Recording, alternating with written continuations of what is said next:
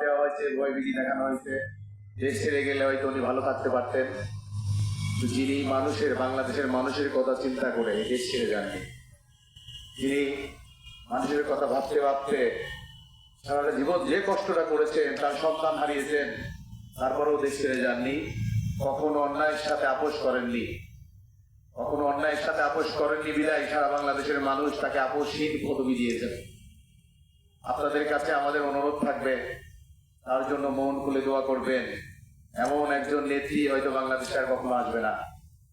তাকে হারিয়ে সারা বাংলাদেশের মানুষ শোকাহত, বাংলাদেশের প্রতিটা অঞ্চল, প্রতিটা গ্রামের মানুষ, প্রতিটা অজপাড়াগায় দেখবেন মানুষ তার জন্য হাহাকার করছে। আমরা তার জন্য দোয়া করব, তার বিলিয়ে আপনার মাত্রারে কামনা করবো। মন থেকে আমরা চাইবো আল্লাহ সৃষ্টিকর্তা যেন তাকে জান্নাত নসিব করেন। এবারে আপনাদের সামনে সামান্য কথা বলবেন আমাদের বড় ভাই রফিকুল বিশ্বাস।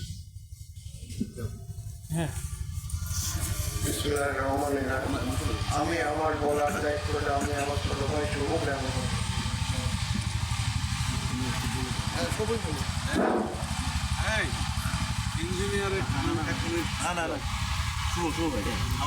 বাংলাদেশ জাতীয়তাবাদী দল বিএনপি ইতিমধ্যে আমাদের মাঝে বাংলাদেশ বিএনপির মুক্তিযোদ্ধা প্রজন্মের পাবনা জেলার মুক্তিযোদ্ধা প্রজন্মের আহ্বায়ক শুভ ভাই আমাদের মাঝে উপস্থিত হয়েছে।